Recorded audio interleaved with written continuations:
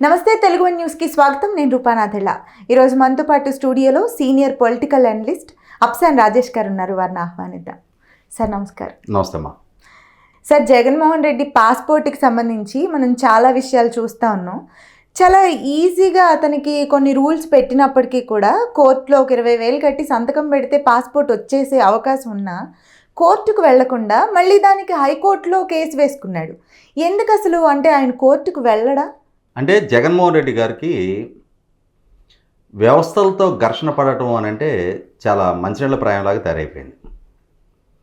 నేను వ్యవస్థల కన్నా పెద్దవాడిని, ఏ వ్యవస్థ అయినా నా పాదాక్రాంతం అయ్యి ఉండాల్సిందే, వారెవరో ఆదేశాలు ఇస్తే నేను పాటించడం ఏంటి, నేను మొన్నటి వరకు ఈ రాష్ట్రాన్ని పరిపాలించిన ముఖ్యమంత్రిని, నాకు 151 స్థానాలతోటి అధికారం ఈ ప్రజలు కట్టబెట్టారు, నేను శాసిస్తా, మిగిలిన అన్ని వ్యవస్థలు పాటించాలి తప్ప ఎవరో ఆదేశిస్తే వారి ఆదేశాలు నేను శిరసావహించడం ఏంటి అని చెప్పనే ఒక నైజం ఆయనలో ప్రబలిపోయింది. వాస్తవంగా ఇటువంటి యాటిట్యూడ్ మూలాన మీరు చెప్పినట్టుగానే చాలా సామరస్యంగా పరిష్కరించుకోవాల్సిన చాలా ఇష్యూస్ని ఆయన కోతిపుండు బ్రహ్మరాక్షసులాగా తయారు చేసుకుంటున్నాడు. ఇప్పుడు ఒక రకంగా గత వారం రోజులుగా జరుగుతున్న పాస్పోర్ట్ చర్చ అనేది ఆయన స్వయంకృతం. ఇప్పుడు మీరు నేను ఒక సివిలియన్స్గా మనకుండే పాస్పోర్ట్ని కోర్టులో సరెండర్ చేయమని చెప్పని ఏ వ్యవస్థ ఆదేశించదు. అటువంటి కర్మ మీకు నాకు పట్టదు. కానీ జగన్మోహన్ రెడ్డి గారికి ఆయన మీద నమోదయ్యి ఉన్న 11 అక్రమాస్తుల కేసులు, 9 ఈడీ కేసుల నేపథ్యంలో ఆయన ఒక విదేశీ పర్యటన, ఆఖరికి తన కుమార్తెలని కలుసుకోవడానికి విదేశీ పర్యటన చేయాలి అనుకున్నా కూడా సిబిఐ కోర్టుని అప్రోచ్ అయ్యి వారిని అభ్యర్థించి వారు అనుమతిస్తే మాత్రమే ఆయన విదేశీ పర్యటన చేయగలిగే దుస్థితి ఆయన తెచ్చుకున్నారు. ఇటువంటి పరిస్థితుల్లో ఈ నెల సెప్టెంబర్ 3వ తారీఖు నుంచి సెప్టెంబర్ 27వ తారీఖు వరకు ఆయన తన కుమార్తె పుట్టినరోజు వేడుకల నిర్వహణ కోసం అని చెప్పని విదేశీ పర్యటనకు వెళ్ళాలి అని చెప్పని సిబిఐ కోర్టును అభ్యర్థించడం, సిబిఐ కోర్టు అనుమతి ఇవ్వడం చకచకా జరిగిపోయినాయి. కానీ ఇక్కడ మనం ఎప్పుడో అల్లు రామలింగయ్య గారితో ఒక డైలాగ్ చూసేవాళ్ళం యమగోళ సినిమాలో, తాళం వేచి తిని గొళ్ళెం మరిచి తిని అని చెప్పని. ఇవాళ కోర్టు నుంచి విదేశీ పర్యటనకు అనుమతి అయితే తెచ్చుకున్నారు, కానీ విదేశీ పర్యటన చెయ్యటానికి కీలకమైన పాస్పోర్ట్ ఆయనకి లేదు. ఎందుకంటే ఆయన చివరిసారిగా విదేశీ పర్యటన చేసింది మే 17వ తారీఖు నుంచి మే 31వ తారీఖు వరకు ఎన్నికలు పూర్తయిన వెంటనే ముఖ్యమంత్రి హోదాలో విదేశీ పర్యటనకి వెళ్ళారు. సహజంగానే ముఖ్యమంత్రి హోదాలో ఉన్న వారికి డిప్లొమాటిక్ పాస్పోర్ట్ ఉంటుంది. దాని సావకాశంగా గత 5 సంవత్సరాలుగా ఆయన విదేశీ పర్యటనలన్నీ కొనసాగుతూ ఉన్నాయి. కానీ ఇప్పుడు ఆయన ముఖ్యమంత్రి పదవి నుంచి దిగిపోయారు. సో ఆబ్వియస్లీ డిప్లొమాటిక్ పాస్పోర్ట్ ఉండటానికి ఆస్కారం లేదు. డిప్లొమాటిక్ పాస్పోర్ట్ ఉండాలి అని అంటే ప్రోటోకాల్ ప్రకారం క్యాబినెట్ హోదా ఉండి తీరాలి. ఈ నేపథ్యంలోనే ఆయన 1కి 10 సార్లు ప్రజలు తనకు 11 స్థానాలు ఇచ్చినా కూడా ప్లీజ్ ప్లీజ్ ప్లీజ్ నాకు ప్రధాన ప్రతిపక్ష హోదా ఇవ్వండి, నేను మాత్రమే ఈ రాష్ట్రంలో 40% ఓట్లు దక్కించుకున్న ప్రతిపక్ష పార్టీని, నాకు దక్కిన సంఖ్యాబలంతో సంబంధం లేకపోయినా నాకు ప్రధాన ప్రతిపక్ష హోదా ఇవ్వండి అని స్పీకర్ కార్యాలయాన్ని అభ్యర్థించారు. స్పీకర్ కార్యాలయం పరిగణలోకి తీసుకోకపోయినా ఇది నా హక్కు, నాకు హక్కుభుక్తంగా ప్రధాన ప్రతిపక్ష హోదా దక్కి తీరాలి అని చెప్పని హైకోర్టుకి వెళ్ళటం జరిగింది. అంటే ఇక్కడ అసలు లోతైన అంశం ఏంటి? ఆయనకు ప్రధాన ప్రతిపక్ష హోదా ఎందుకు కావాలి అని అంటే ఈ విధమైన ప్రివిలేజెస్ కోసం. ప్రధాన ప్రతిపక్ష నాయకుడిగా ఉంటే క్యాబినెట్ ర్యాంక్ హోదా ఉంటుంది, దాన్ని ఉపయోగపెట్టుకొని డిప్లొమాటిక్ పాస్పోర్ట్ తెచ్చుకోవడానికి వీలవుతుంది. అంటే ఈ విధమైన షార్ట్ కట్ల ద్వారా ఆయన ఏదో ఒక మార్గాన్ని ఎంచుకునే ప్రయత్నం చేస్తున్నారు. కానీ ప్రజలు మిమ్మల్ని ప్రధాన ప్రతిపక్ష నాయకుడిగానో రాష్ట్ర ముఖ్యమంత్రిగానో కాకుండా ఎమ్మెల్యేగా ఎంపిక చేసుకున్నారు. సాధారణ పౌరుల్లాగా మీరు కూడా పాస్పోర్ట్ అవైల్ చేసుకోవచ్చు కదా. మీకేమీ పాస్పోర్ట్ ఇవ్వము అని చెప్పని ఏ విభాగం చెప్పలేదు కదా. కానీ ఈ డిప్లొమాటిక్ పాస్పోర్ట్ కోసం చేసిన ప్రయత్నాలు ఫెయిల్ అయిన తర్వాత ఈలోపు కోర్టు నుంచి అనుమతి తెచ్చుకున్నాక అప్పుడు నాలుగు గడుచుకొని అరే మనకి పాస్పోర్ట్ లేదే, మనం కోర్టు నుంచి అయితే అనుమతి తెచ్చేసుకున్నాం అని చెప్పని అప్పుడు రెగ్యులర్ పాస్పోర్ట్ కోసం అప్లై చేసుకున్నారు. అప్లై చేసుకున్న తర్వాత పాస్పోర్ట్ అధికారులు ఏం చెప్పారంటే, మీకు సిబిఐ కోర్టు అయితే అనుమతి ఇచ్చింది వాస్తవమే, కానీ మీ మీద ప్రజాప్రతినిధుల ప్రత్యేక కోర్టులో కూడా ఇంకొక కేసు నమోదై ఉంది కదా, మరి ఆ కోర్టు నుంచి కూడా మీరు ఎన్ఓసి తీసుకోవాల్సి ఉంటుంది అని చెప్పని పాస్పోర్ట్ అధికారులు చెప్పిన మీదట అప్పుడు ప్రజాప్రతినిధుల కోర్టుని అప్రోచ్ అయ్యారు. అంటే జగన్మోహన్ రెడ్డి గారికి పాస్పోర్ట్ పొందే అవసరం ఏర్పడ్డ తర్వాత ప్రజాప్రతినిధుల కోర్టు అనేది ఒకటి ఉంది అనేది గుర్తొచ్చింది ఆయనకి. అప్పటి వరకు గుర్తులేదు. అప్పటి వరకు ఆయన మీద కేసు నమోదై ఉన్న 5.5 సంవత్సరాలుగా ఆ ప్రజాప్రతినిధుల కోర్టు ఆయనకి మీరు కేసు విచారణకి రండి అని చెప్పని పదే సమన్లు పంపిస్తున్నా కనీసం సమన్లు తీసుకోవడానికి కూడా సిద్ధపడాలి ఆయన. అంటే కోర్టు నుంచి వస్తున్న సమన్లను కూడా రిజెక్ట్ చేస్తూ ఒక రకమైన ధిక్కార ధోరణి ప్రదర్శించారు. వాస్తవంగా ఈయనేదో ఈ రాష్ట్రానికి ముఖ్యమంత్రి కదా అని చెప్పని ప్రజాప్రతినిధుల కోర్టు కూడా క్షమించి సహించి ఆయనకి అరెస్ట్ వారెంట్ ఇష్యూ చేయలేదు. కానీ అదే మీలాంటి నాలాంటి సివిలియన్స్ విషయంలో అయితే 3 వాయిదాలకు కనుక మనం కోర్టుకు హాజరు కాకుండా ఉంటే వారెంట్ ఇష్యూ చేస్తారు. వారెంట్ ఇష్యూ అయిన తర్వాత కూడా హాజరు కాకుండా ఉంటే నాన్ అవైలబుల్ వారెంట్ ఇష్యూ చేస్తారు. నాన్ అవైలబుల్ వారెంట్ ఇష్యూ చేసిన తర్వాత కూడా మనం హాజరు కాకుండా ఉంటే ఆ కన్సర్న్డ్ పోలీస్ స్టేషన్ అధికారులకి ఇతని మీద ఎన్బిడబ్ల్యూ ఇష్యూ అయినా కూడా మీరు ఎందుకు ఇతను కోర్టులో ప్రొడ్యూస్ చేయలేదు అని చెప్పని ఆ పోలీసులకు మెమో ఇస్తారు. మెమో ఇచ్చిన తర్వాత కూడా పోలీసులు మనల్ని ప్రొడ్యూస్ చేయడంలో ఫెయిల్ అయితే ఆ పోలీసుల మీద చట్టపరమైన చర్యలకి బాధ్యులవుతారు పోలీసులు. అంటే ఒక సామాన్యుడికి సంబంధించి ఇంత కఠినంగా వ్యవహరించే న్యాయస్థానాలు ఇతని రాష్ట్రానికి పాలకుడు కదా, ముఖ్యమంత్రి కదా, ఒకవేళ ముఖ్యమంత్రి విధుల్లో ఎంగేజ్ అయి ఉన్న దాంతో కోర్టు విచారణకు హాజరు కావటం లేదేమోనని చెప్పని కొంత అతని పట్ల సాఫ్ట్ కార్నర్ తోటి ఇన్ని సంవత్సరాలు కొంత ఉపేక్షించారు న్యాయస్థానం. కానీ ఎప్పుడైతే ఇతని అవసరం రీత్యా ఇప్పుడు కోర్టుకు వచ్చాడో కోర్టు ఈ అంశాలన్నింటినీ లేవనెత్తడం జరిగింది. మీకు ఈరోజు కోర్టు గుర్తుకొచ్చింది మీ అవసరం రీత్యా, మీరు ఇన్ని సంవత్సరాలుగా మీరు కోర్టు విచారణకు సహకరించడం వల్ల. కాబట్టి మీకు మీ పట్ల మాకు ఇప్పటికి కూడా సానుకూల దృక్పథం లేదు, ఎందుకంటే మీరు కోర్టు ఆదేశాలను పాటించట్లేదు. కాబట్టి ఇటువంటి పరిస్థితుల్లో మీరు మొట్టమొదటిగా కోర్టుకు రండి, కోర్టు కండిషన్స్ని నేను ఆమోదిస్తున్నా అని చెప్పని సంతకం పెట్టండి, ఒక 20,000 రూపాయలు పూచీకత్తు సమర్పించండి. అలాగే మీకు 5 సంవత్సరాల కాల పరిమితికి పాస్పోర్ట్ అవకాశం లేదు, 1 సంవత్సర కాల పరిమితికి ఇస్తాం. అంటే జనరల్గా ఏమంటారు, ఉద్యోగంలో చేరినప్పుడు నిన్ను 2 నెలలు ట్రైనీగా తీసుకుంటున్నాం, నీ పనితీరు నచ్చితే తర్వాత రెగ్యులరైజ్ చేస్తామంటారు. అలాగేంటంటే ఇతని నడవడిక బాగుంది, ఇతను కోర్టు ఆదేశాలని శిరసావహిస్తూ ఉన్నాడు, కోర్టు విచారణకు సహకరిస్తున్నాడు అన్న నమ్మకం కలిగితే అదే కోర్టు మళ్ళీ ఎక్స్టెండ్ చేస్తుంది. కానీ ఆ ప్రూవ్ చేసుకోవాల్సిన బాధ్యత ఈయనదే. ఆ పరిస్థితి ఈయన సృష్టించుకున్నాడు. కోర్టు అదే ఉందిలే, చిన్న కోర్టే కదా, చిన్న కోర్టు పెద్ద కోర్టు అని కాదు, కోర్టు కోర్టే. సామాన్యుడికి ఏ చట్టం వర్తిస్తుందో ముఖ్యమంత్రికి కూడా అదే చట్టం వర్తిస్తుంది అని చెప్పని ఇవాళ ఢిల్లీలో అరవింద్ కేజ్రీవాల్ గారిని ముఖ్యమంత్రి హోదాలో తీసుకెళ్లి జైల్లో పెట్టారు. ఇవాళ నువ్వు ముఖ్యమంత్రి కూడా కాదు, ప్రధాన ప్రతిపక్ష నాయకుడు కూడా కాదు, ఒక సాధారణ ఎమ్మెల్యే మాత్రమే. ఇటువంటి పరిస్థితుల్లో చట్టాన్ని గౌరవించాల్సిన జగన్మోహన్ రెడ్డి గారు నాకే కోర్టు ఆంక్షలు పెట్టుద్దా, నన్ను కోర్టుకు రమ్మంటారా అంటే ఏంటంటే ఆయన ఒక రకమైన సుపీరియారిటీ కాంప్లెక్స్తో బాధపడతా ఉన్నాడు. ఇంకా బయటికి రాలేదు, అసలు దాంట్లో సఫర్ అయిపోతా ఉన్నాడు. వాస్తవంగా దానికి ఆయనకి ట్రీట్మెంట్ ఇప్పియాలి. ఈ సుపీరియారిటీ కాంప్లెక్స్ నుంచి బయటపడటానికి ఆయనకి మొట్టమొదటిగా ట్రీట్మెంట్ ఇవ్వాలి. ఈ కాంప్లెక్స్తో బాధపడతా ఇప్పుడు ఏం చేశారు, గౌరవ హైకోర్టుని అప్రోచ్ అయ్యారు. ప్రజాప్రతినిధుల కోర్టు పరిధి దాటి వ్యవహరించింది, మాకు ఆంక్షలు నిర్దేశించింది, మేము వెళ్ళి అప్లై చేస్తే వాళ్ళు కళ్ళు మూసుకొని ఇచ్చేయాలి అంతే, అంతేగాని మాకు ఆంక్షలు పెడతారా.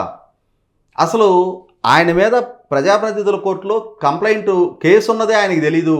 అంటే జగన్మోహన్ రెడ్డి గారికి దేశంలోకెల్లా ప్రతిభా పాఠవాలు కలిగిన ఒక న్యాయవాది ఉన్నాడు.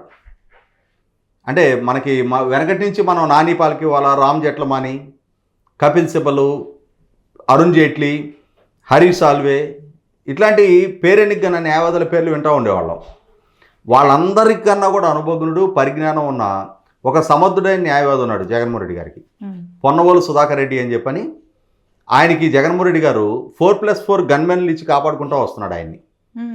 అటువంటి పొన్నవోలు సుధాకర్ రెడ్డి జగన్మోహన్ రెడ్డి గారి తరఫున వకాల్తా తీసుకొని హైకోర్టు బెంచ్ అదిరిపోయేటట్టుగా వాదనలు వినిపించడం మొదలుపెట్టాడు.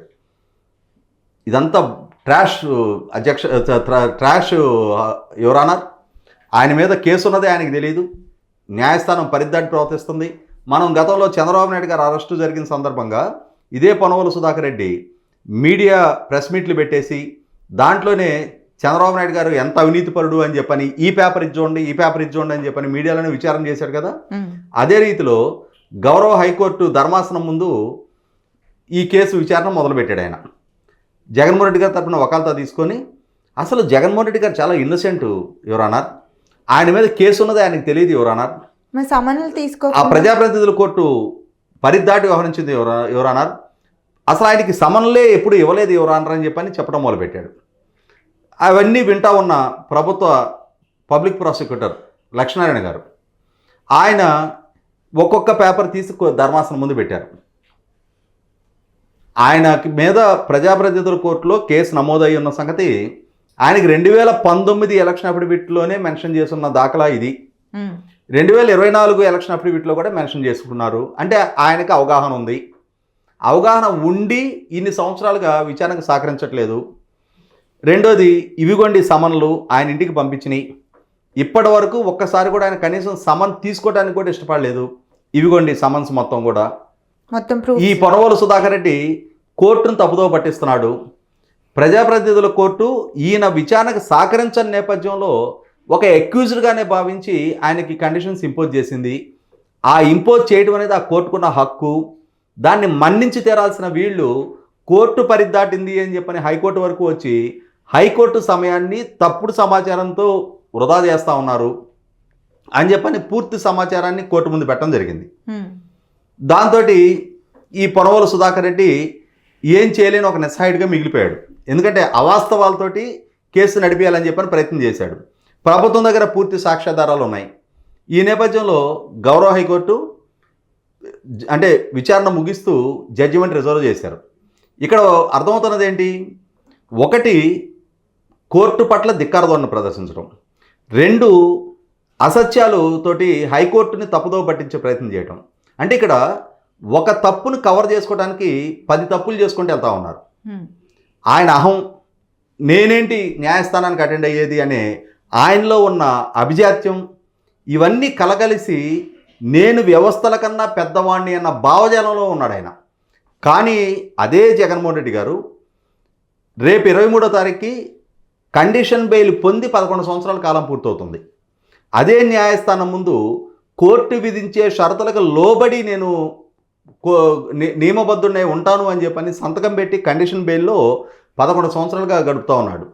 అదే కోర్టు అనుమతితోటి ఆ కోర్టు ఇచ్చిన వెసులుబాటుతోటే ఆయన 3,500కు పైగా వాయిదాలు వ్యక్తిగత హాజరు నుంచి మినహాయింపు పొందున్నాడు. కాబట్టి ఇక్కడ అర్థమవుతున్నది ఏంటి? తనకు అవసరం వస్తే కోర్టు కావాలి, కోర్టుకి విచారణకు సహకరించాల్సిన సందర్భం వస్తే విచారణకు సహకరించడు.